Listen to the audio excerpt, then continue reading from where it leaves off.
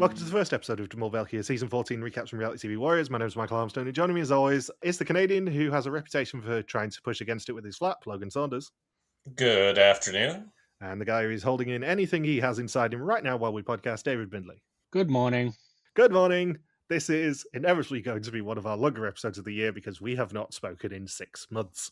I was going to say that. It felt like it had been about 6 months. It was last week of October we recorded the end of Historians when you were horrifically wrong because it was pre-Renaissance, even. It was a few days before Renaissance.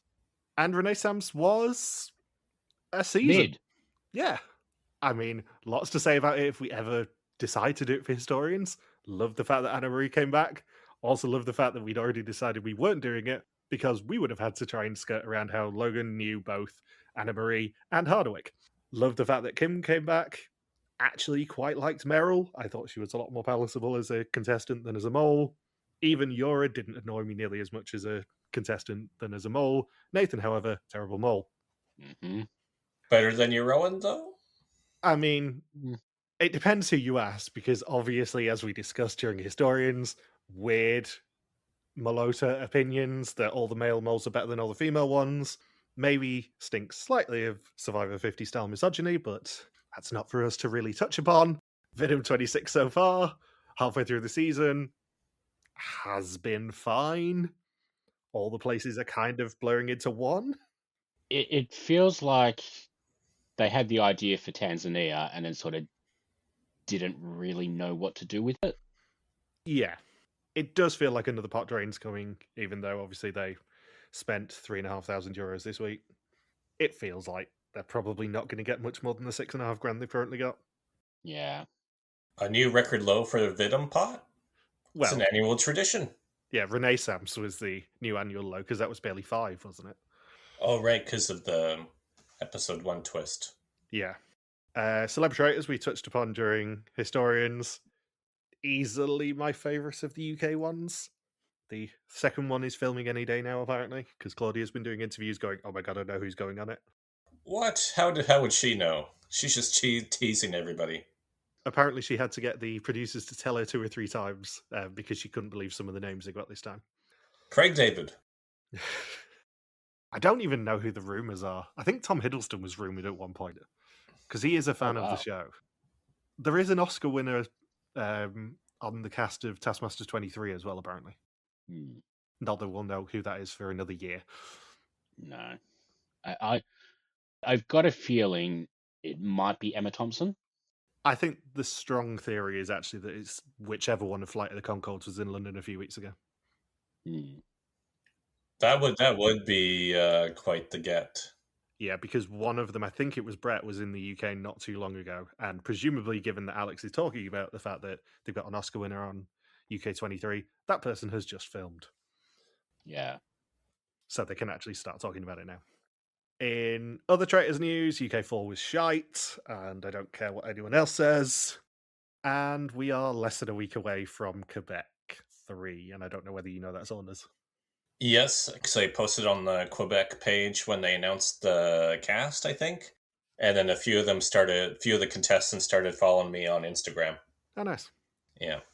Yeah, it's next Monday, I think.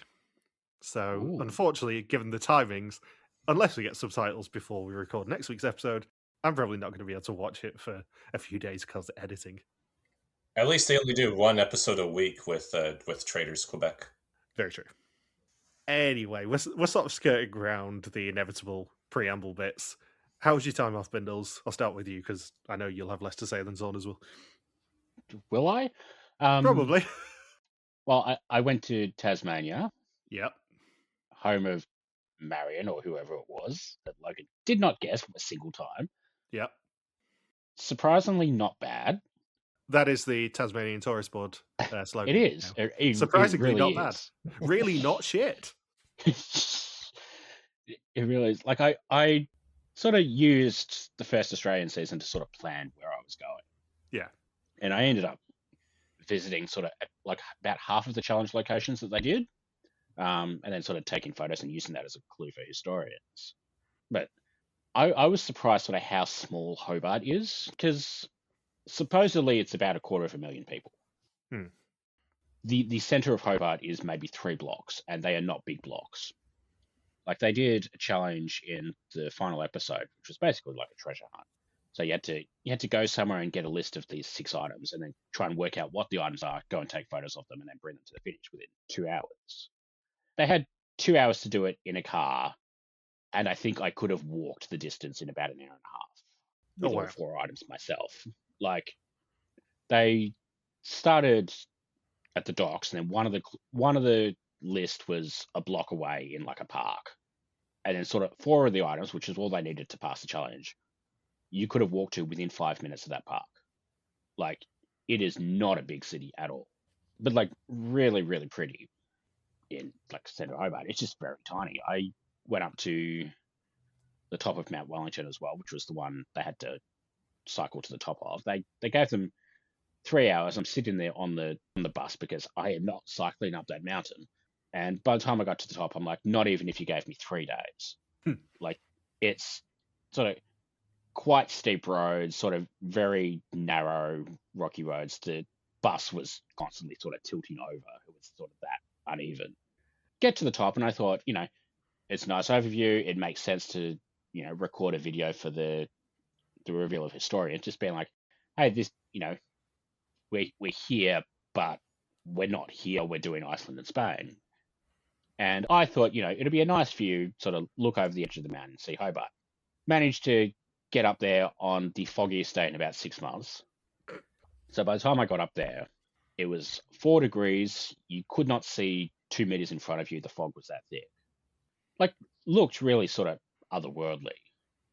It's just, couldn't really record a video. Well, I tried. Yeah. But like you struggled to like speak loud enough to be heard over the wind. And I end up stuck up there for an hour and a half because it's like a shuttle bus. It sort of runs up and down, and you can hop on, hop off all day. But there's only like 5 buses a day, and there's like an hour and a half between them. And I just missed the first one while I was waiting for the fog to clear.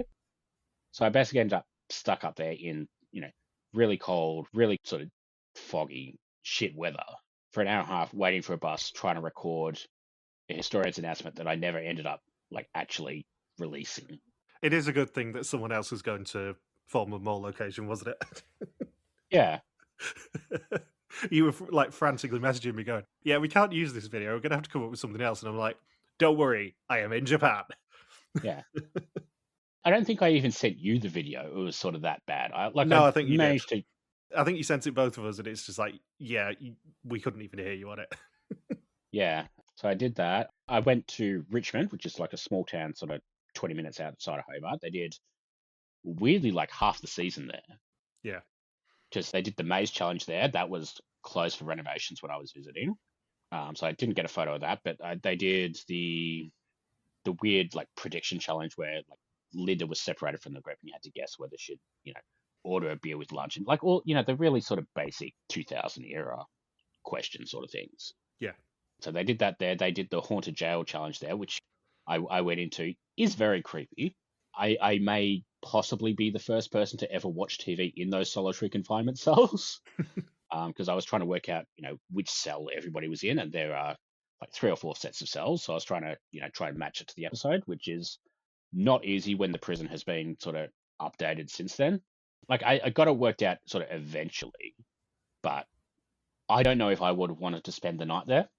I mean, it's still probably nicer than a lot of places Saunders has stayed over the years. Yeah. It's definitely nicer than some of the capsule hotels I've stayed in. Like you can see it was used as a prison. Yeah. I think it was a cool place that they went to, and I think the challenge really worked there. But I don't know if I would have gone there if not for this show. So that was cool. What else did I do? I went to, I had 2 really, really shitty hotels. Because I stayed in Hobart for a week, and then I went to Launceston. And the one in Hobart sort of, when I booked it, it had all the photos with like the nice views and the the fancy bathroom, all of that sort of stuff. Got in there, and it looks like sort of like a student dorm sort of apartment. Eesh. Yeah, I know. And instead of the fancy bathroom, I got what looks like it might have just been ripped out of like a rundown hospital in the 90s. Like it looked like a disabled toilet. Instead of getting like the fancy bathroom with like the glass walls on the shower, all that sort of stuff, it's like a curtain that didn't even close all the way. No like soap stand or anything like that. And somehow that managed to be the good hotel out of the two. Because I went when I was in Launceston. The hotel looked perfectly nice in the thing, and I looked at the map and it seemed fine because it was like a block out of the city. Went there and didn't realize sort of Launceston is a very steep city. I say city, but you know what I mean. Yeah, city for Tasmania.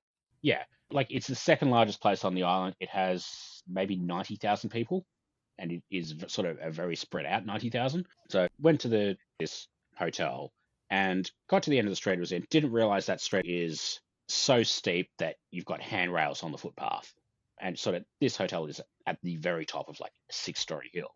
And then get there, checked in, all fine. Didn't know it was 2 buildings. One of them is like the nice fancy one that's in the photos.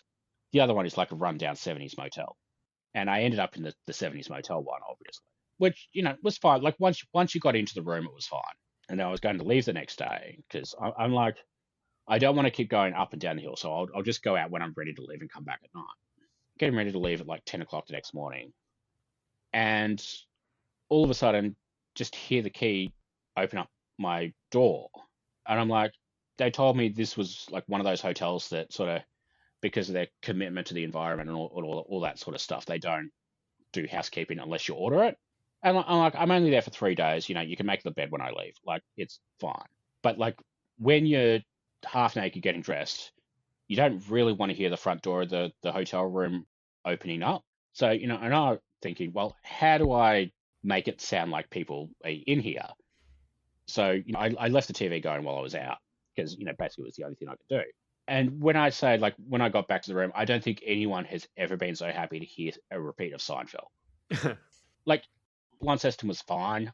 I don't need to go back to this hotel, between the rundown and maybe break in, maybe like room service just coming in without knowing. I don't know. But, not an ideal first night in a new city. Yeah, so there's like a lot of weird stuff in Tasmania. I went to Mona, which is like, it's supposed to be like a fancy museum full of like wanky art that some sort of rich asshole bought. And a lot of it is just not great art. Like Rick. Yeah. Like, there's stuff that probably shouldn't be there. Like there's like a proper like Egyptian mummy with like full on gets, a private room and all that sort of stuff. But I'm like, do I really want to go to Hobart to see a mummy? One thing that made me think of Logan, there was like a sculpture of like a horse, but it was like right next to a painting that sort of, I don't know if it was a painting or a photo or something, but it was like I think the best way to describe it would be implied bestiality. Welcome like, to Vernon. Yeah, the Logan Saunders story. Yeah, like I will say it wasn't a horse in the photo. Like it was another animal, but putting it next to the horse, I'm like, yeah, I got to tell Logan about this. This is a story for the podcast. Exactly. File that one under P. This museum is just full of bad shit, insane stuff. There was, for no reason, there's just like a machine in like one sort of off-center part of the museum that's like, they put like, I guess, food from like leftovers from one of the cafes in there sort of once a day. And it goes through like a simulated stomach. So it goes through everything and then sort of once a day comes out the other end looking exactly like you'd expect. And I happened to be in there at, the exact time it came out and it stank. What a shit exhibit. Exactly. But the one thing they had was, because like the museum is underground, right? So it's sort of like you go in on ground level and then you go down and then come back up. But there's one thing sort of 2 or 3 floors down where it's supposed to mimic like the ear canal. So you go in through like this big spiraling tunnel and then you end up in this like little room. And then sort of whatever noise you make in that room sort of goes through pipes or whatever and comes out like a huge speaker outside the entrance. So naturally, me being a dickhead, I had my phone with me, queued up Anna by Clouseau, So now, like, half of Hobart knows that fucking song. Gilles will be very proud of you. I'm sorry, Hobart. On the subject of Gilles, just before we inevitably get into Logan's 25-minute monologue on his travels, Yeah. Gilles has already emailed us pre-season, because every year Logan emails Gilles on our behalf to say, are we definitely right on the finale date so we can book all our travel and everything? And he copied me into it this time and just basically started trolling us. So this is already going to be a fun season, because I am really going to struggle following Gilles' number one rule that he told me last year, which is there is no key position for them all. We do not intend it that way. There is no such thing as a guaranteed, this is the position the mole should be in. I am really going to have to not overthink this year, because I'm desperate to be right in front of Gilles once, one of these years, just to ruin his fun. You think odds-wise he would just get it right by pure coincidence?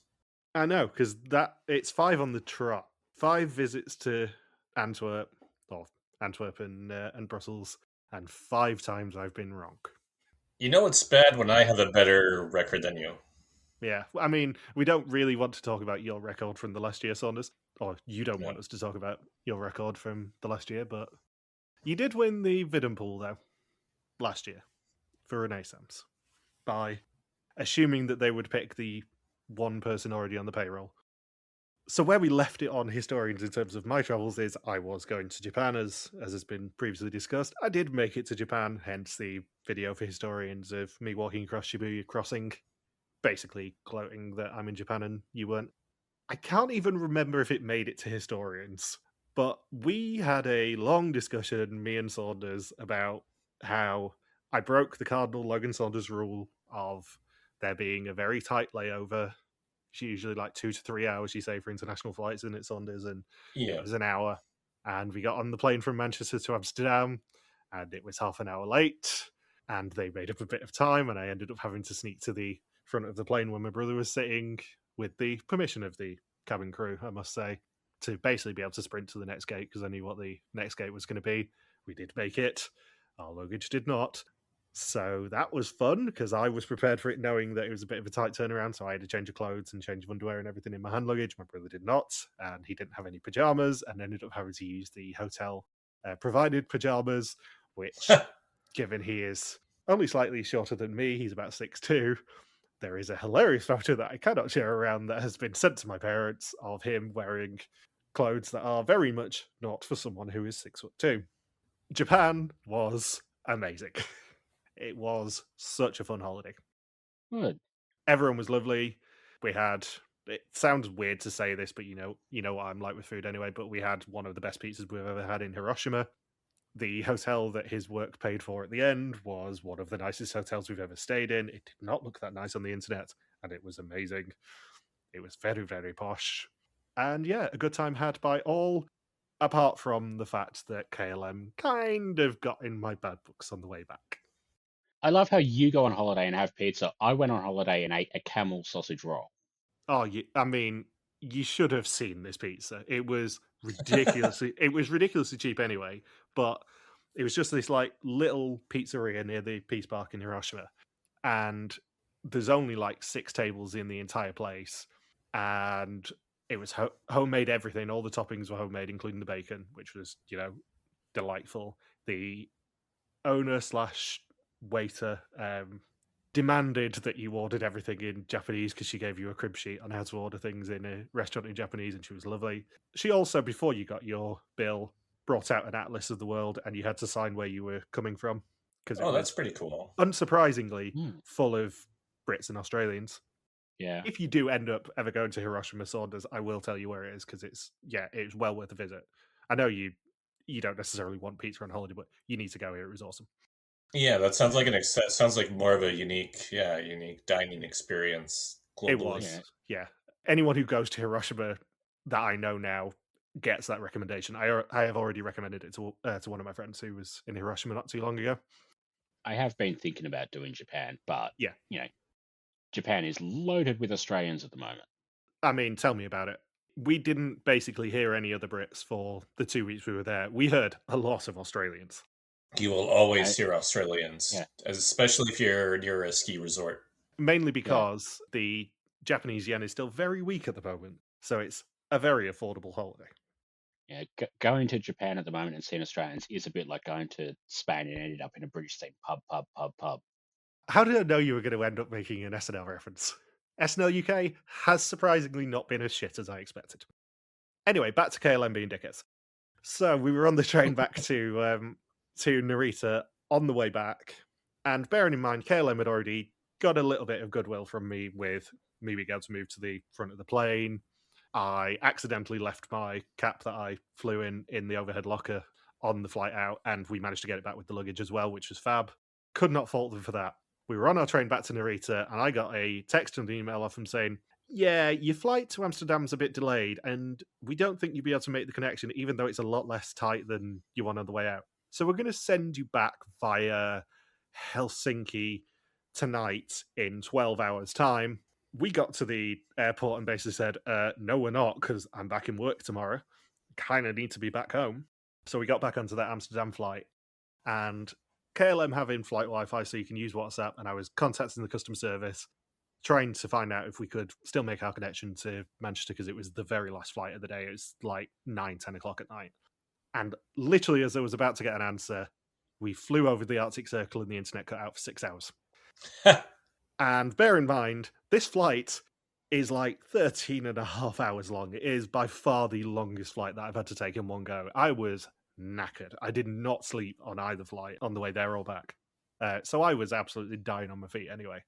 And I'd already paid for extra legroom on the way back because, 6.5, and because they'd moved us off that flight and back on, I did not get my extra legroom. Luckily got the refund for that. We did end up getting that Manchester flight, but I had like 6-7 hours of unnecessary stress not being able to contact them, because obviously the cabin crew couldn't help. It was only customer service who could have booked us back on that flight, and they didn't even tell me. I got rebooked onto the correct flight, and the only way I knew about it was because I had to ask the cabin crew what was happening, and they said, oh yeah, you're already on the next flight. And I'm like, well, why does no one fucking tell me these things? So long story short, I am still flying with KLM to the Belgian finale, because there is no better option, unfortunately. But they were not in our good books on the way back. We had an amazing trip to Japan, and then, yeah, KLM just kind of dicked me around a little bit, in summary. And obviously, because if I go to Tenerife, Logan has to go to 11 Tenerife. Where did you go in January by any chance, Saunders? Yeah, I also went to Japan. Shot Gaspari, you didn't even book it when I'd already booked it. But no, can't have me stealing all the Japan references, can you? Yeah, did the old Japanuary 3.0, my third visit to Japan. I spent about a few days in Tokyo. Still found things to do in Tokyo that I hadn't done before. Went to a cool samurai show where it was like dinner and theater. Also went to the Samurai Museum and won a shuriken throwing competition. So that was pretty neat. Hit the bullseye a couple times. Beat the other Westerners there.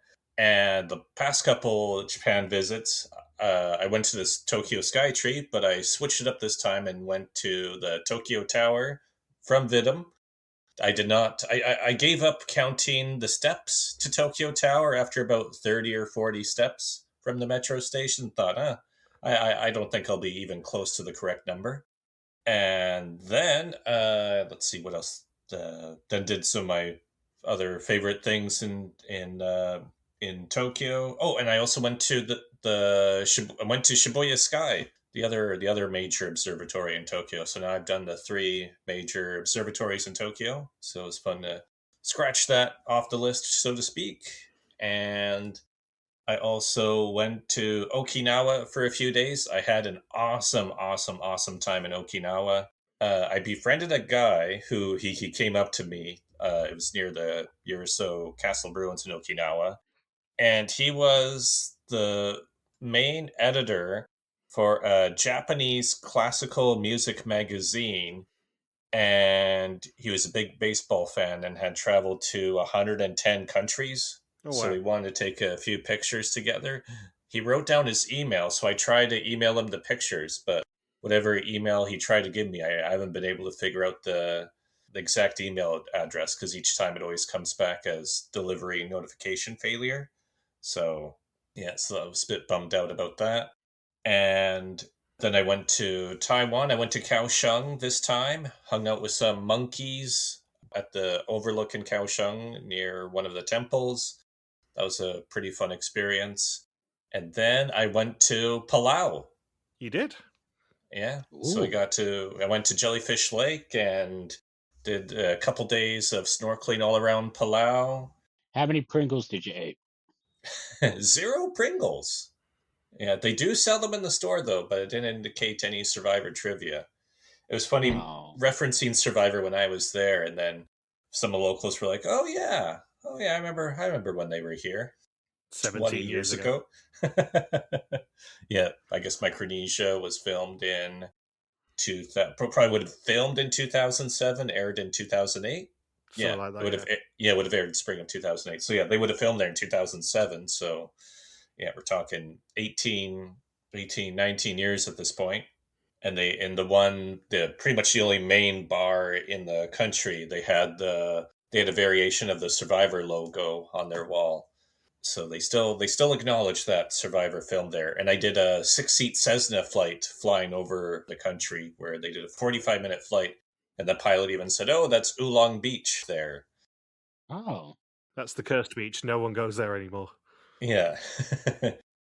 And while I was gone, back home in Vernon, a man became famous across Canada for engaging in sexual activity with a horse.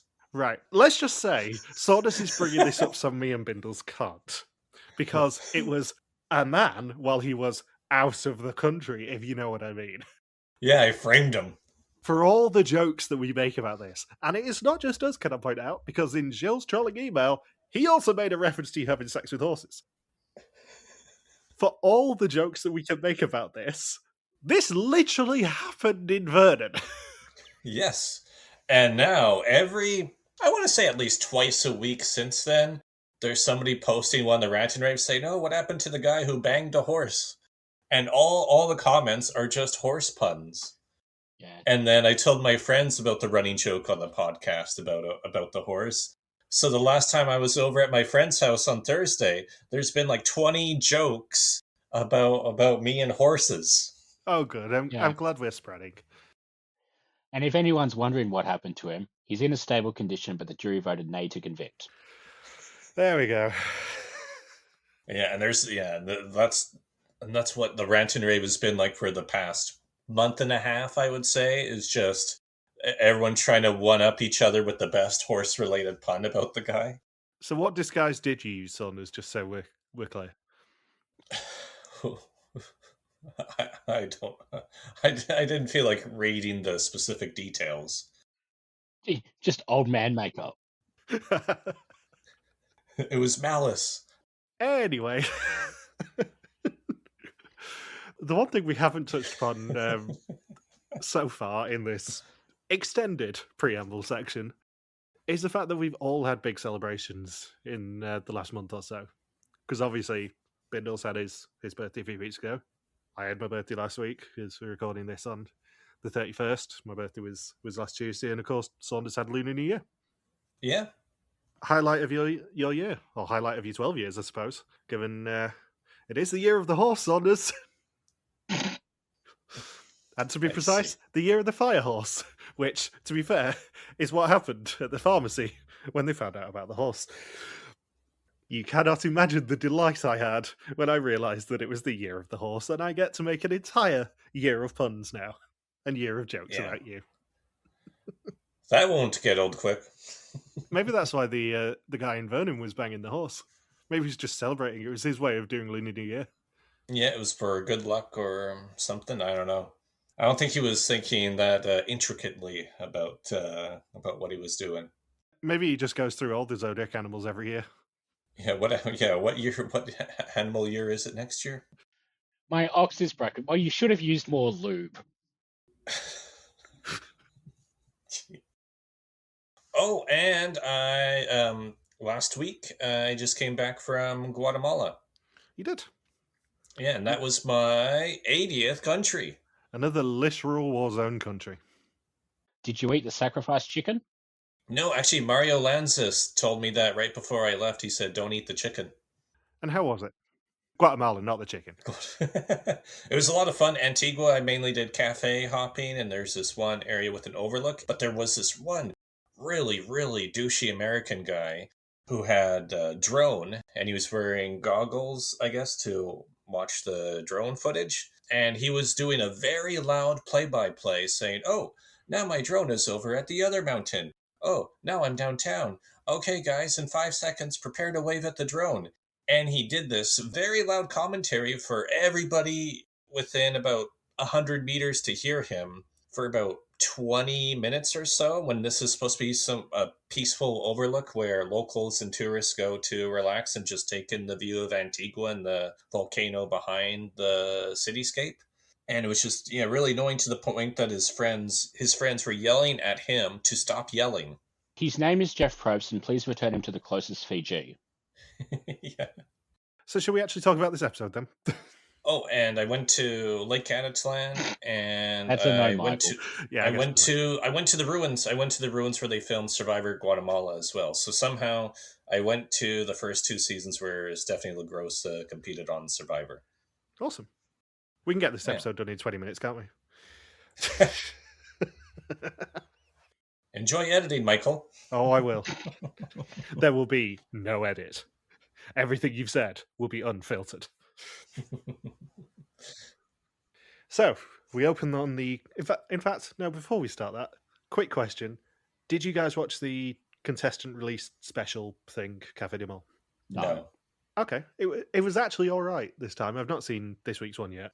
Every week they're doing like a proper behind-the-scenes documentary of that episode's events, which actually will probably be very interesting. I know. Yeah. I know we've had the first one subtitled this evening, so that might actually be interesting to watch. But Gilles basically said they're going to Portugal because of Pastel de Nata, and I think you mean Pastel to Nathan. no, I didn't. I deliberately did not mean that. And Spoiler. we also get to see everyone's reactions to finding out that it's Portugal and how close they all were on the flight. We did not, however, get to see them get tied to the horizontal crosses. At least it's not Southern France. And then, we would have had another season of like White Lotus comparisons. Yeah, I do think it's very interesting that both Renaissance and België went to Portugal, though, and started in Porto. And I think Finland was in Portugal not that long ago as well. Yeah. I mean, it's a very België location, and from this episode, they've done some very België things with it. I just think it's interesting that this is the first time, really, that they've had the same idea. At the same time. Yeah. It might be something to ask Jill about, and maybe he'll end up emailing us before that, but it might be something to ask about whether they found out that that Venom had filmed there and that they had a good time, and they're like, yeah, Portugal's a good idea. Although I think he said to us that they'd already pretty much decided what the location was going to be. Well, it's slightly easier than Thailand to work in. Yeah, I suspect the Portuguese bureaucracy is a little easier to deal with. Not to mention the close proximities to Belgium as well. Yeah. So, we open on the Portuguese coast with 10 Flemish strangers going medieval. As always, not everyone made it to the end of the journey, but this time, not everyone will make it to the start. I love that they chained up like a guest at a Saunders family reunion.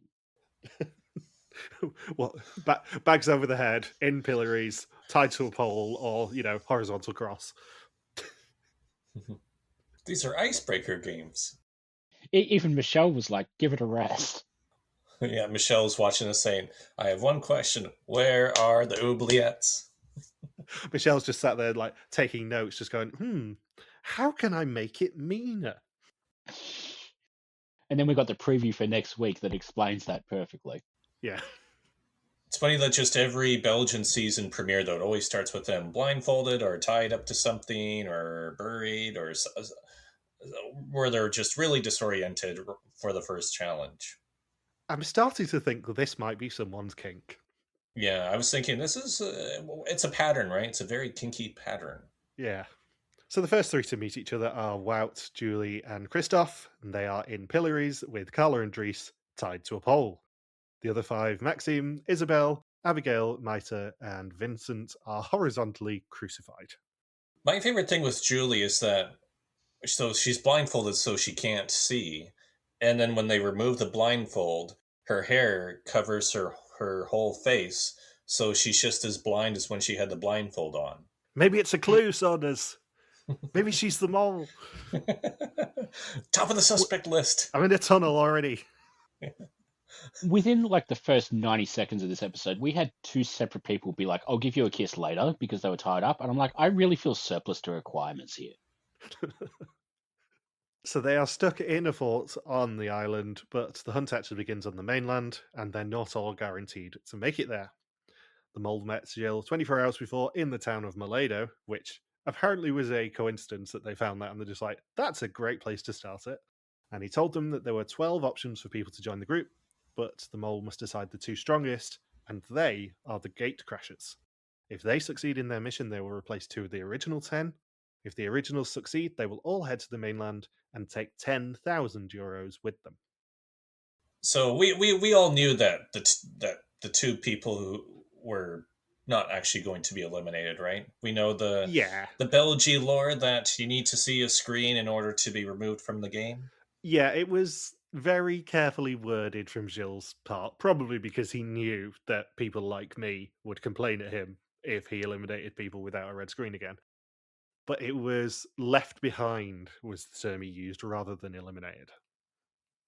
Yeah, this isn't like, well, to reference my Palau trip, Belgian Mole does not Jonathan and Wanda any contestants. No. Now, the only time that they've eliminated someone without a red screen who didn't voluntarily leave or get medevaced was because they literally couldn't put a screen up because of the rain. So that België law has been pretty much set in stone since. So as soon as they didn't see a screen, it's like, yeah, they're going to come back probably as the episode 1 cliffhanger. It's just in what capacity. So the first person we're introduced to is Christoph. He says he's terrified of being faced with a challenge that he just doesn't understand.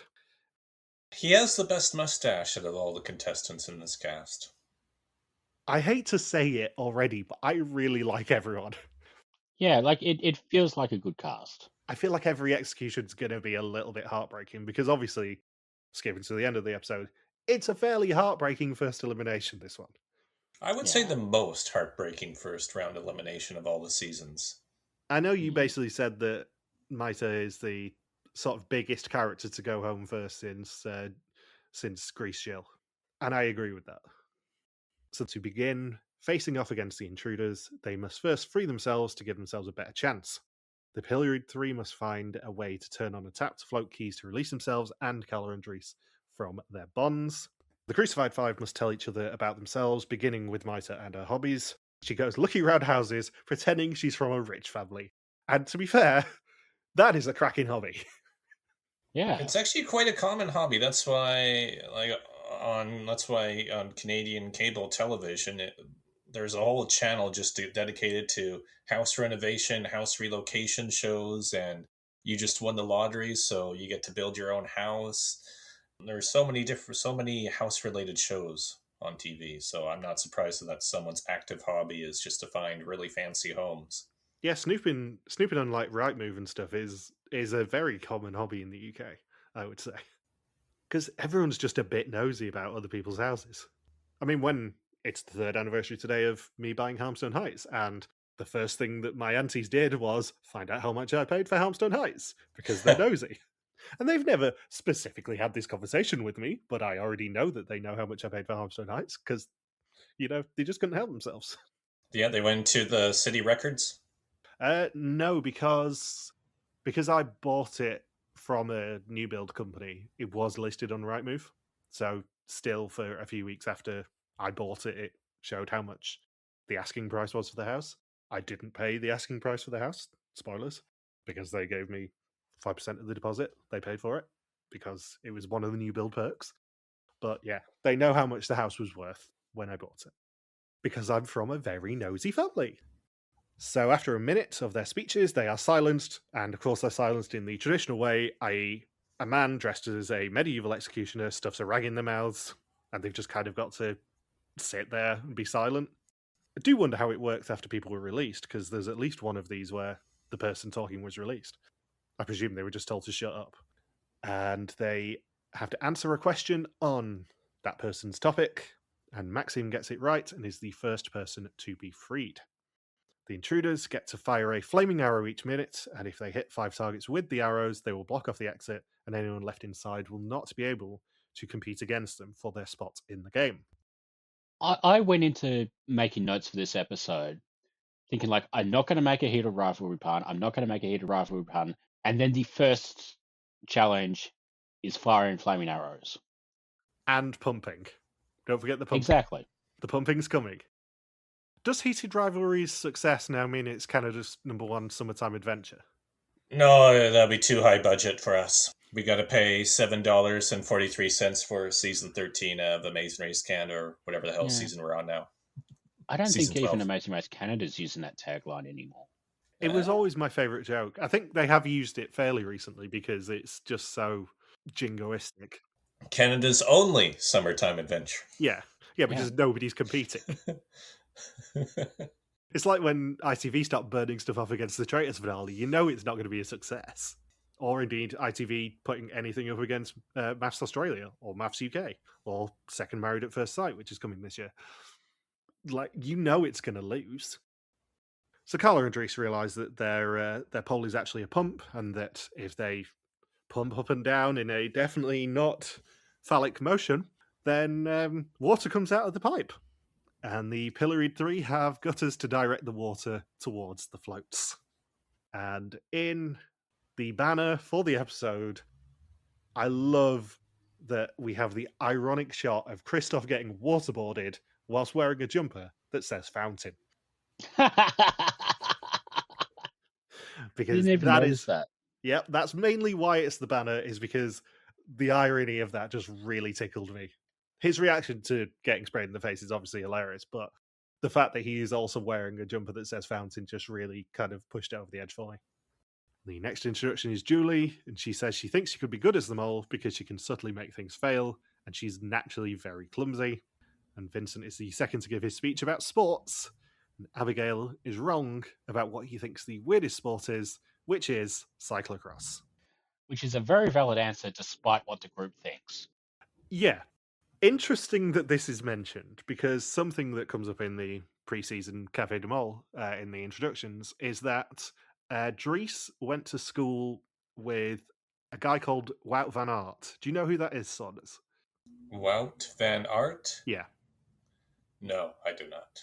He is a very famous Belgian cyclist. He's only, he's early 30s. I don't think he's much older than me, but he's a very, very successful cyclist. I think he also competes in cyclocross, which is why I bring this up. And Gilles described him as one of his sporting heroes in the discussion after that. Huh. So yeah, there is actually a cyclocross connection in this season. All those cyclocross references, if they do any more during the season, it's just going to go way over my head. Yep. And that's why I asked about whether you knew who he was first. Yeah, Vincent gave terrible answers talking about what sports he plays, by the way. Well, I think it's very interesting, this sort of a question coming up, because it is usually part of one of the first couple of challenges. And it's almost invariably linked back to what they discuss with the producers during the casting process and when they're sat in that room. Yeah, like he had no clue. He just said, oh, I played tennis for a couple of... Like, you have to know, it has to be something that can be quantified or measured or a specific superlative, not... Yeah, I played tennis for a couple of months. I've did a little bit of jiu-jitsu, and I sometimes ski. Like, how is that going to be worked into a question, Vinny? I think you'll find he did jiu-jitsu. No, not jiu-jitsu, yeah. I think that's the Flemish. I was thinking, does he just not know how to say jiu-jitsu, or is that the Flemish translation? I didn't know which one. He didn't do it enough to know how to pronounce it, I think. Yeah, jiu-jitsu. I'm very aware when I say these things that obviously they go through months of casting process and all that sort of stuff, and it's very hard to remember what you've actually discussed with the producers. Yeah, I'm like, well, yeah, you have 60 seconds to recall. Oh, wait, well, okay. And also you are kind of horizontally crucified in Portugal and know that a weird man in a leather hood is going to stuff something in your mouth like it's one of Bindles' nights out. But I mean, we've all been there. I have not. I get that there's a lot of pressure in there, But if there's something odd that you said or something memorable that you said, it's probably going to come back in this sort of a challenge, is what I would say. I wonder how many times already you'll throw in the "it is a kink" soundbite. I don't need to, because you know that's the subtext.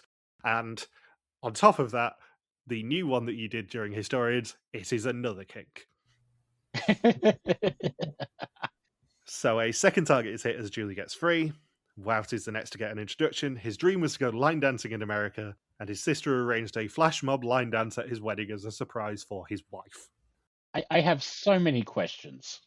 Spoilers, I'm absolutely going to ask him to show you how to line dance at the finale if he's there, Saunders.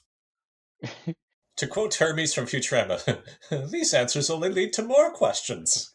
Yeah, I have so many questions, and they all end in the two words, the fuck. This might be one of my favourite contestant introductions ever. He wasn't even just line dancing in general. I think it was specifically the Jessica Simpson line dancing from the "These Boots Are Made for Walking" music video. He does a slut drop at the end. I know. I'm like, To whoa. the camera. You're not a female Australian DJ on Survivor. You can only imagine the producer's eyes lighting up when he says that, and they're just like, right, can we shift the chair and table out of the way? And can we get him to do it without music, just in case we can't get the rights? Not that we normally care about that. Clear the chairs from the room. He's going to violate them. And my favourite bit of this is the fact he starts it by saying, oh, they're going to put a cowboy hat on me, and then they never do. They are completely undermining him in that moment, and it is delicious. He might be my favourite person this year. I predicted him as the new Pedro for you. He seems like the sort. I'm trying not to be filthy this time around. I realise that's hard to believe. Especially in this challenge, where it is basically just Logan's, it is a kink, it is another kink, on repeat. So Maïté gives the next speech about painting and the fact that she's a nude model, and Isabel frees herself with the knowledge about Maïté's most embarrassing moments being that she walked in late and her ex's new girlfriend, who he cheated on her with, was in the class. And so, that's, it has to be something really bad if the tampon falling out of her wasn't the most embarrassing one. I know this is a very Suki and Jinder coded question, but what pose was she doing for that to happen? Because I don't think she would have been like, pay me like one of your French girls lying down. There had to be some kind of vertical leverage. Gravity had to be involved? Yeah, gravity had to be involved somewhere. They just brought in the double-decker tourist bus. Yeah, for the record here, this is not the sort of thing that I need Jill to answer for me, please. I'm just putting it out there that because of how my brain works, I go to the logistics of it and go, how is that actually possible, given usually how life drawing poses are? She must have been really unlucky. Is this like how you thought Michael Mons was a grandfather? Well, no, he was. He was just a step-grandfather, and they didn't make that clear in the episode. I stand by that not being an inappropriate thing to say, because they did not make it clear that he had stepchildren. Can you imagine if she had made the final three? So we are two dudes who have an English language podcast about the mole. So we watched the premiere, and we had there's something we wanted to ask you for months. I don't know whether it is the fact that I am older and wiser as of last week, but I'd like to think I wouldn't have asked that question at the finale, but we both know that I would. Well, you're older than you were last week. Yeah. I mean, in COVID years, I am now in my 30s. Also, I think for the first time in the 12-year history of this podcast that the word tampon has been used. I'm pretty sure it is. Also, in terms of history of the podcast, this is season number 60. I meant to mention that. It's a lot of seasons. It is. Yeah. And our 11th Belgian one. Yeah. Anyway, back to another one of my favourites, Isabel, who, if she makes it towards the end, I'm going to be delighted. She frees herself with that knowledge, and she is a banker and has a level of professional discretion, but if someone tells her that they go to parties where everyone has to take off their underwear, that doesn't fall under it. She's going to tell everyone. I think they call it a commando convention. I will defer to your knowledge. Because, as we well know, that's what being Canadian is all about. Carla and Dries then try and negotiate for one of them to be freed third when Christoph gets freed from his pillory, and they decide that they trust Carla more than Dries. Dries says he's had a lot of bad luck in his life. He has a birch allergy, so he's allergic to loads of things, including apples. So he had an allergy test to find out exactly what he was allergic to, and the answer is everything, because he was actually allergic to the glue that they used on the patches. Another hilarious story. But also, from a production standpoint, probably a bit of a nightmare. Yeah. The first contestant to die from a Benadryl overdose. Maïté is then freed with her knowledge of Isabel's demented cat, as a third rope is burned, and we get introduced to Abigail next. She is obsessed with the soap, the bold, and the beautiful. And Maïté, Isabel, and Maxim run to the exit, leaving Abigail and Vincent behind, strapped to their crosses. As the fourth rope is burned, the other group decides to leave Dries behind and also head to the exit. And those who get to the exit then see that they have to leave two people behind with oversight, and they pick Maïté and Julie. Do you like this challenge? The last part is the one that I had Professor Umbridge with. Yeah, like, I liked the individual parts. I think the last part was the weakest. I don't think it quite comes together as a whole. I think it was difficult to win for the group. Yes, Yeah. very difficult. And obviously knowing that everyone still stays in the game and all that softens the blow a little bit. But I do think it was maybe slightly harsh to strap the Mol books to the beach, for example. I know they didn't want someone just kind of doing a complete wave around and getting all 10 in once to make it too easy. But I feel like it was basically unwinnable the way that they did it. Well, number one, the archers were way too close to the contestants. That was a ridiculously close shot after they already had extensive practice from the first half of the challenge. Where it's not like it was the first. It's not like they were trying to figure out the bow and arrow at that point. They had already burned through 5 ropes successfully, so that's plenty of time. And too short of range. And the fact that I think the other major change they should have made to the challenge, which I have a feeling production probably regretted, is that once you successfully take 2 Mol books to the podium, that person is out of the challenge. It would have worked way better if the person was still active in the challenge and could take another turn. Because the idea is, they've had to run so much. Are they going to be out of breath or run a bit slower? So I thought that's what the format of the challenge was. And then when Jill says, "Oh, by the way, who was it that successfully made it to the podium?" Carla. Yeah, that they just say, "Oh no, she's already out of the challenge." I was thinking, so they made this way, way too difficult, in my opinion. Yeah, I presume the range thing was because they were on the beach and they expected crosswinds and all that sort of stuff. But they were still way too close. Yeah, and the fact that there were two archers, right, as well. And they didn't have, from what we understood, there was an infinite supply of arrows that they were allowed to use, as opposed to, they only have, say, 10 or 15 or 20 arrows or 30 arrows to use in the challenge. It just seemed like they could just keep going rapid fire, and it just made things way too easy. It felt like almost like what happens in Dutch Mol over the years, where there are certain challenges designed as if production wants the money to be kept out of the pot. And unfortunately, just because of the way that the very end of this challenge was structured, it felt like it was one of those times where they didn't want the 10,000 euros to be in the pot. But I don't think production was intending that. It was just the challenge didn't play out exactly as they hoped it would at the end. And that's why it was like, that person's out after one shot. One person only brought over 2 journals. And in the words of Grant Bowler, the other 8 journals and the 10,000 euros goes begging.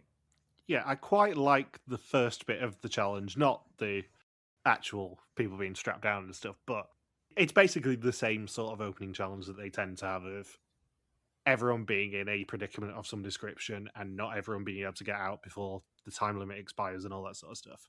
I just sort of wish the ending was slightly different. Yeah, because what is it, Canary Islands? Or what's the one, or was that Germany? That was Germany with the invader twist, right? Yeah, this is basically the same style of challenges, the Sicily opening one, for example, as well. Yeah, I feel like those invader challenges were structured better than this one at the end, where it felt like each side had an equal chance of winning here. After the first two people go to try and retrieve the journals, you think, yeah, this challenge it was over even before it began. Yeah, I mean, Wout tries his hardest to get the remaining 8, but at that point he's kind of screwed. So the intruders meet each other the night before, and they are called Yanis and Yana. The others must save the 10 mole books on the beach to guarantee their spots. If they rescue all 10, they'll win the 10,000 euros, and Yanis and Yana will be left behind. If they eliminate all of them before the mole books are saved, they will choose their mole books from the remaining ones, and whoever those belong to will be left behind instead. As the Overwatchers, Maïté and Julie have a board showing which mole book is whose, as they are all anonymously numbered. I like how Maxime just says, "Yeah, you two are lying to all of us, and we know it." Yeah. Every single person said that. I will also say, and I'm just putting this out there now, I suspect there will have been a clue in the numbers picked. Yeah. Yeah.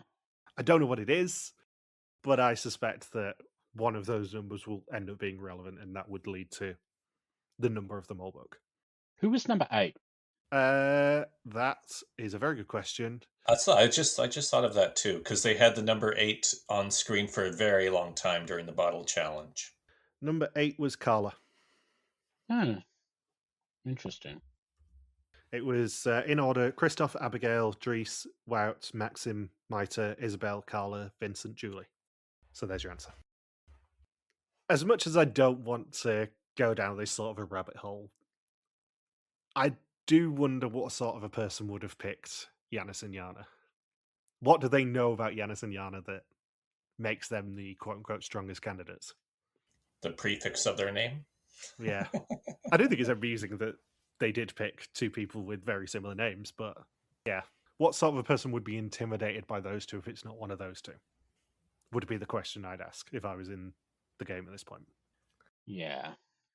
So to eliminate the originals, Yanis and Yana must hit them with rounded arrows, and to add to the fun, the books are clipped to the ground. Isabel is the first one to go out, but she gets nothing. Maxim is then sent out and he manages to get the first one. He gets the second one unclipped, but then gets hit. And he says a lot of the time he sees things on TV that are huge achievements, and he thinks that it can't be that hard, and he thinks the same about mole challenges. He's not trying to be arrogant, but maybe just a little confident. Carla grabs the two loose books and gets them on the shelf, securing the spots of Maxim and Dries. She's often asked what she does, but she's unemployed at the moment, as she's had breast cancer. And she says she's even gone to the sauna solo with one breast, and if they stare at her, who gives a fuck? I get the vibe that Carla is probably not long for this game, but she seems perfectly lovely. Yeah. I got a decent read on like maybe 8 of the main 10 people. Like I didn't really get much from the 2 people who sort of disappeared for half the episode. But really the only other people I really didn't get much of were Carla and Julie. Yeah. Yeah, Julie especially. Yeah, I think Carla feels nice, but I don't think she's going to be here for very long. No, Carla reminds me a lot of our good friend Katrine from Germany, who keeps coming up on our Facebook suggestions. Yeah. She seems perfectly lovely, but I'm not sure she's going to be here halfway through the season, necessarily. Yeah. Christoph is the fourth one and gets immediately hit. And then Wout is the final chance, and he has to get all remaining 8 to save everyone. And he gets 4 of them, but is then hit, meaning 2 of them will be left behind. So he was a little too busy line dancing. He did surprisingly well considering how badly everyone else did. He did. He had very quick reactions, which, I mean, looking at the preview for next week might come in handy. But yeah, he seemed to be very good at avoiding the arrows. And the unclaimed books are hidden in envelopes, and chance will decide who is left behind. Isabel, Julie, Wout, Maïté, Christoph, and Carla all still have mole books, meaning that it's Abigail and Vincent who are left behind. Yeah, they don't get to be Belgium's next top mole. I have 1 mole book left. We were rooting for you, Abigail and Vincent. We were all rooting for them. No, actually, not really. And those are the 2 references I know to America's Next Top Model. Because, unfortunately for James Wallington, I've still not watched the documentary. No, I haven't watched it either. So they wake on day 2 in Porto and get a phone call at lunch. And Gilles tells them that he's looking for 4 people who want to use their brains, 4 with a sharp eye, and 2 who want to take a relaxing boat ride. Why does the town of Turnhout keep being referenced in this premiere? It's that piece of Belgian culture that I just did not grasp. I mean, we're getting into a challenge that has an element of Belgian culture that maybe we don't grasp. What could you possibly? I can't remember what it was, but something turned up in one of my social media feeds yesterday or the day before that mentioned Plopsaland, one of those like water parks that Nimrod went to. Yeah. And I'm like, that is a really weird thing just to pop up like completely randomly at like this exact moment. Do you think he has a piece of paper attached to the wall, Jill the poster? We haven't discussed the fact that their marketing campaign for this season kind of got derailed by the fact that Instagram banned the AI Gilles. Were you aware of this, Saunders? No, no. What happened there? So you know the AI videos that they use to tease the location and all the incorrect facts and all that in the lead up to it? Yep. They were originally posting them on an account called Gilles d'Imposter, I think it was. And after the first couple of them, someone obviously reported it as basically a fake AI thing, and that account got suspended. So they then had to start posting them on the actual Demol feed and spoiling the fact that it was Belgium related, basically. I still maintain that like some of those locations would have been really fun for a season. Yeah, I mean, Brazil, I think I've mentioned before, would be an absolute fucking nightmare security-wise, but it'd be a cracking location. Yeah. I mean, 007 Road to a Million did it. Arguably slightly smaller scale because they weren't there as long, I suspect, but like, I'd love to see them have a go at a Brazil season if it was safe enough. Yeah, Amazing Race was last in Brazil, season 32. 32. Yeah, it's one of those places that I think you don't really see on TV how much security there is around. Yeah. I think there are certain areas of Rio, for example, that you probably shouldn't film in. But I'd love to see what Belgium would do with like a proper Amazonas few episodes and that sort of stuff. Yeah. That'd be fab. Can you imagine the reaction on Café de Mol when they say, "Oh yeah, you got Brazil"? Fuck yeah! So it's Christoph and Yanis who do the boat trip on one of the many Rebellos moored on the Douro River. They will be sailing through Porto with ports and have to pick the correct bottle from the 9 on the boat that they were served at lunch. And the bartender refuses to serve them unless they find a clip on a DVD where port is ordered. I have been reliably informed by listener Elijah that FC de Campeonen is basically Belgian Seinfeld, by the sound of things. 21 seasons. It's the most famous sitcom of Belgium. Every character in that show has his or her own drink that he or she orders. Carmen's was port, and almost every episode they are in the bar, apparently. It's basically the Friends of Belgium is what he says. So that's the cultural context. Okay. It's a big thing. Also, hilarious that they have 21 seasons of this show on DVD just waiting to be watched. Is that what production watches during their downtime? I'm assuming so, yes.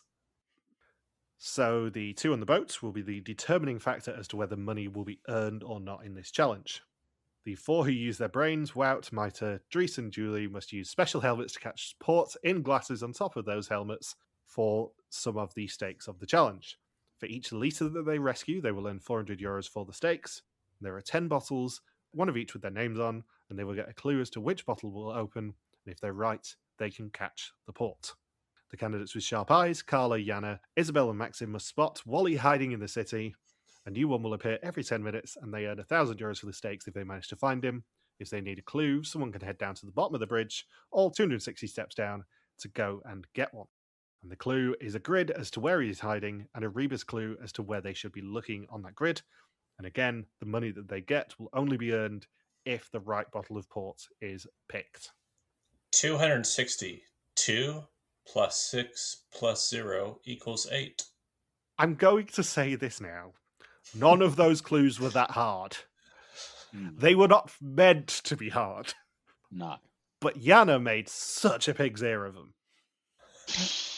R2, and there's a robot. I know Belgium is not involved in the G7, but come on. Yeah. There were 7 flags there. There's only one organisation that ends in 7 Magnificent. that they're actually going to ask about, that features Belgia's favourites, Giorgia Meloni, because she was in that picture. I didn't check how current it was, whether they'd actually bothered putting Keir Starmer in there or whether they'd photoshopped him out yet. But I don't think it was that current because I think Shinzo Abe was there, and he is currently unavailable. nah, Shinzo Abe can't have been there because Giorgia Meloni's not been Italian PM that long, I don't think. But yeah, my favorite though when it was R2D2, and it was Deanna who didn't recognize it, right? Where she just said, "Yeah, there's R2." It says R2, and then there's a robot, and then who it was Isabel, I think. She was on Isabel's shoulders, and then Isabel said, "You mean R2D2 from Star Wars?" And Yana is still confused and says, "Yeah, I guess that Star Wars. I don't know." I can kind of get it with K2. That's probably the hardest of the 3. Yeah, that one's pretty specific geography knowledge, I would say. I didn't harp on that one too much, but I was thinking R2D2 is probably the most famous robot character of all time in movies. Yeah. I've also got the G7 picture up. It does feature Keir Starmer, so it's from the last 18 months. I couldn't tell you who the Japanese PM was, but it's a woman now, so it's not the current one. The Canadian one in the centre is Mark Carney, so yeah, that's probably the last year then, I think. I mean, you'll know better than I will how long he's been PM, but yeah, just so barely over a year. Yeah, it's certainly not been that much more than a year, I don't think. And we got our first Hot for Donna reference on the season with Christoph and Yanis. Every time Carmen ordered a coffee instead of port, we got our first Hot for Donna, ladies and gentlemen. Did you just say hot for Donna? Yeah, Hot for Donna. Who's hot for Donna? Oh, why is everyone hitting on Donna? Who's hot for Donna, Saunders? Eric Foreman? Fuck you, Logan, and fuck you, Donna. I love how we never actually acknowledged what that was about. And we're going to... I'm not going to explain it? No, we're going to continue not acknowledging what that's about. Speaking of which, the guy who's tied into Hot for Donna retired from online gaming because of how upset he was. He probably spent too much money. He couldn't afford it anymore. Yeah, he would have spent up to 30. Well, if everyone took him up on his offer, he would have lost 35 USD. I know, he just couldn't afford to keep having that happen to him. But in all seriousness, Eric Foreman is hot for Donna. But yeah, I'm still blown away though with Yana saying, "Yeah, R2 and a robot, weird looking thing. What the hell is that?" Yeah, the clues certainly went in order of easy to hard, I would say, because it was the R2D2 one, then it was the G7, and then it was K2. I think you can kind of have an argument for not knowing that K2 is the second highest mountain in the world. Yeah, Yana is 33, but I don't know anybody in there who's in their 30s that wouldn't know R2D2. Yeah, I think R2D2 is a big miss, and obviously she got kind of saved by Isabel saying it's a robot, it's alphanumeric, it's probably going to be R2D2. Yeah, but yeah, it's like she had no idea. Like it was as if it was some very obscure piece of foreign pop culture when she saw it. Yeah, I feel like they were almost as confused by that as I was confused by Yanis once auditioning for a Sound of Music musical and then getting put off by a didgeridoo for some reason. That was one of my favorite parts of the episode. I saw people on the ground with didgeridoos, and I rethought all of my life's choices. I thought these can't be the sort of people I'm around. Yeah. Yeah. I couldn't decide whether the funniest bit was A, getting Australia and Austria mixed up, B, not noticing that somebody else had gotten it mixed up, or C, pronouncing didgeridoo wrong. Like, he says it about 3 times, and every single time it's didgeridoo or something. Like, I'm just completely baffled. And you know what else I think we can confirm about Yanis is he has never been to Japan because of all the Australians.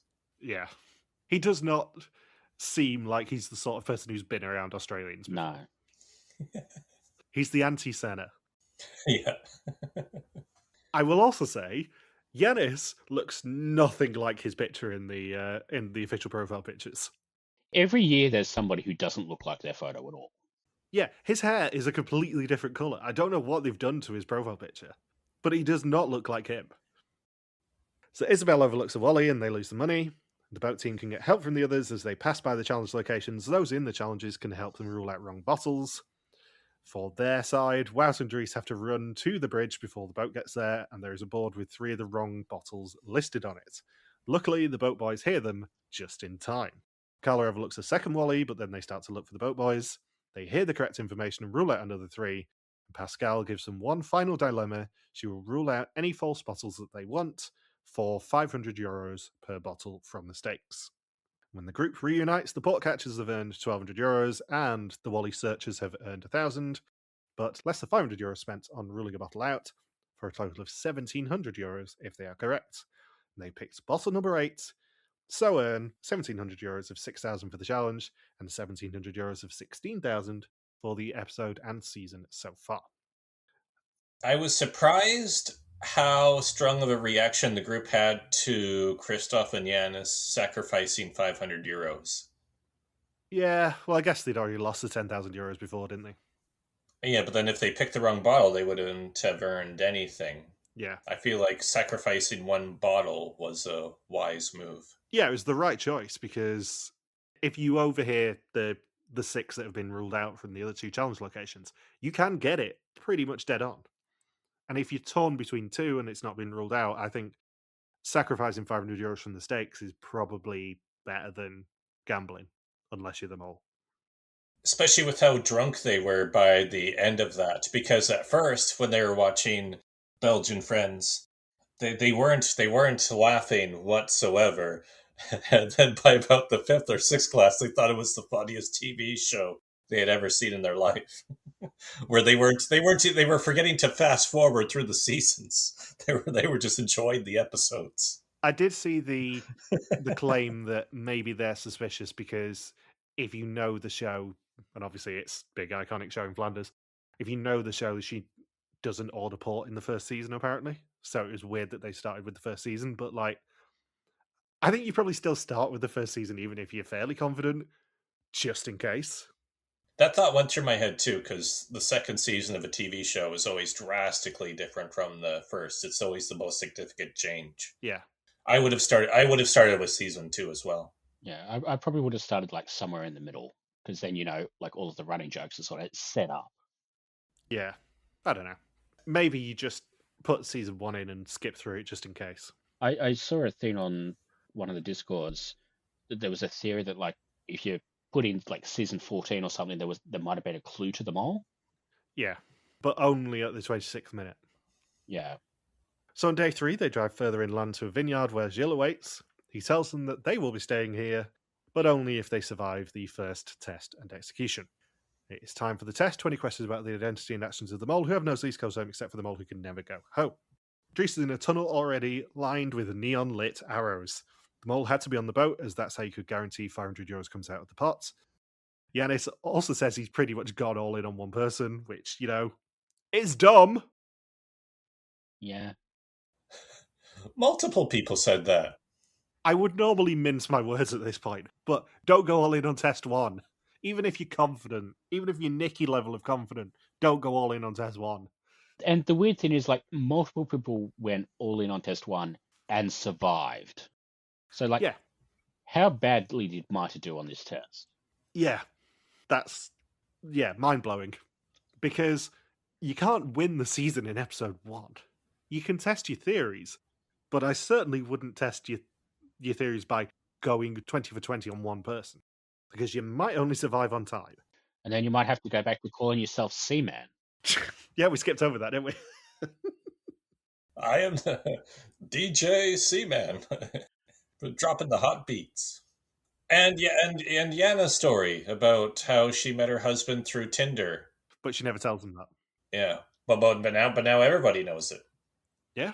Yeah, she's outed herself on television. Yeah. Now, what was her excuse that if a man asks her how to find a woman, she says, go to a Starbucks because there's tons of women's there and accidentally knock over their coffee.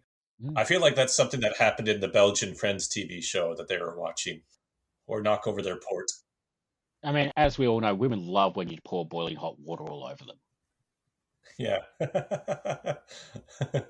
That's me being flirtatious. Didn't you pick up on the signs?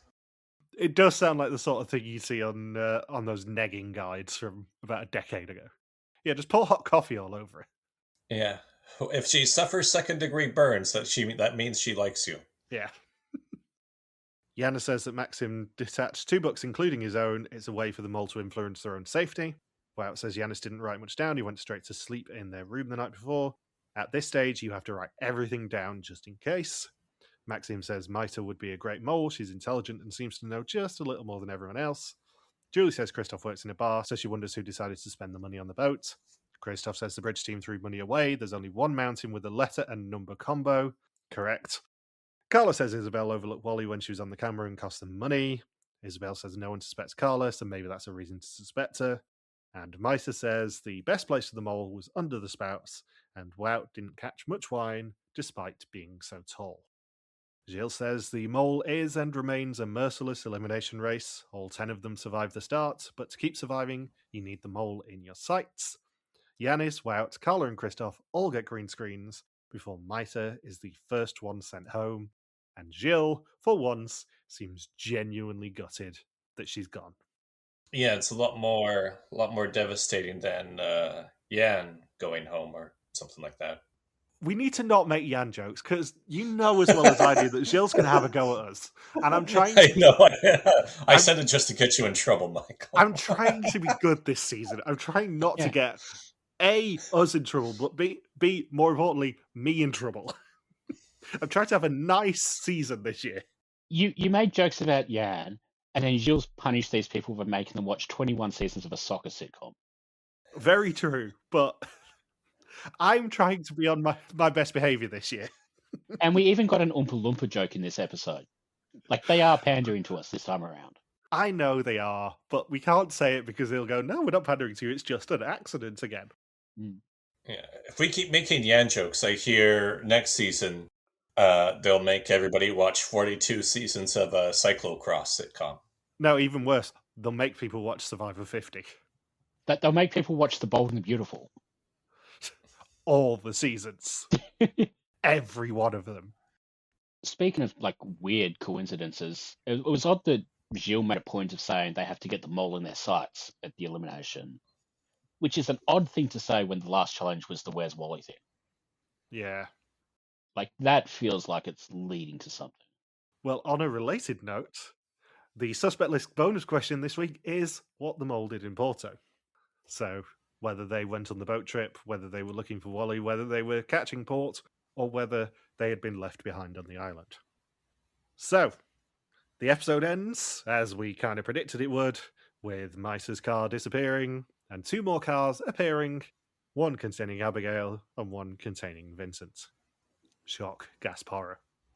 Next time, there are rubber rings, catching poles, Abigail and Vincent chisel, Yana hula hoops, Carla and Dries get buried on a beach. Can't wait for that challenge already. Somebody's been watching Mole Ukraine in the off-season. Yep. And the Left Behinds try and negotiate for their future. I know we didn't really eulogize Maïté there, but, like, she was genuinely a big presence in this episode. Yeah. Yeah, she was. She got a lot of airtime for there being 12 contestants overall. She would have been quite high on my suspect list if, she hadn't gone home first. Yeah. Yeah, I had her right before the execution. She was my 4th highest suspect. I was not expecting her to be the first boot. Fun episode. Yeah, a really fun episode. I think, I've seen some comments online that maybe people were a little bit over the by numbers Belgian premiere, but I feel like that's what they needed after last year, because they weren't subtle about the fact they struggled a little bit with Thailand in terms of the bureaucracy and the fact that it was more difficult than they anticipated. And I think they just kind of needed a more them premiere. Because yes, the running up the skyscraper and all that was really fun last year, but this felt a lot more sort of Flemish mole coded, Yeah. I guess. Yeah, last year felt like what you would have ended up with if Australian mole had lasted long enough that they ended up looking at Thailand for a season. This year feels more like Flemish mole. Yeah, and that's not to say that last year was a bad season. I think I defend it a lot more than most people do. But I think you could tell that they were a little bit frustrated with how last year turned out. Yeah. So, the pool, normally I would say, will be revealed next week, but given that you both submitted your suspicions early enough, I have actually already drawn the pool. Ooh. So, given that Logan inexplicably, for the first time in forever, actually won a pool last year, he got first draft, followed by me, and then Bindles. You didn't even have anyone in the final three. So you got last draft. We each drafted 3 people. It was just going to be out of the 9 people who went the left behinds, but for some reason Logan put Vincent above last. So he's drawn Vincent, spoilers. And the 2 people left over, if both of them survive next week, then the first choice will go to whoever loses someone first next week. Okay. Bindles' team, currently at least, is Isabel, Julie, and Maxim. Logan's is Christoph, Carla, and Vincent. And mine is Wout. Who the fuck those pictures are? I genuinely can't say. Ironically, it's it's because Yanis looks nothing like his picture. Wout, Yanis, and Dries were in my team, and left over were Abigail and Yana. Huh. And you can give us your suspicions by playing along with First Suspicions because it's the first week at the link in our bio. And as always, the suspect list is also there. Slight change this year because obviously V's to Mol 26 is also running at the same time. You can enroll for both of them. You still have time to enroll for Vidum, but you do have to select on the drop down which season you want to enter because we're running concurrent seasons. I am going to have to try and do the questions on separate days just in case the email system breaks with it having to send so many. But yeah, you can play one or both of the suspect lists at the link in our bio. I am planning on doing the results of the Vidum suspect list on the België recap that week, just as an admin point. So we will be doing a live react to the Vidum results on the België recap of week 7, 6, whatever it's going to end up being. I can't remember. I think it's 7. Spoilers, none of us is going to do very well. Yeah, we've not exactly covered ourselves in glory with our first suspects this season, have we? Especially me and you, Bindles. As long as we haven't covered ourselves in pork. Very true. So, as I said, the bonus question this week for the Belgium suspect list is what the mole did in Porto, whether they were on the boat trip, catching ports, spotting Wally, or whether they were left behind on the island. Final few questions. Who do we suspect for this season? Who's going home next week? And in the case of Saunders, who do you suspect for Vidum as well? Because I need to know that for tomorrow. Oh, I think I already did my Vidum suspect Yeah, you need list. to tell me, though. I don't... Yeah. Because I play along with Suspect List, I don't get to find out what you submit for Suspect List. So you need to send me at least your top 2 suspects this week so that I actually know.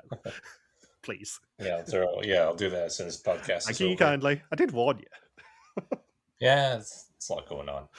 Anyway, who do you suspect? Who's going home?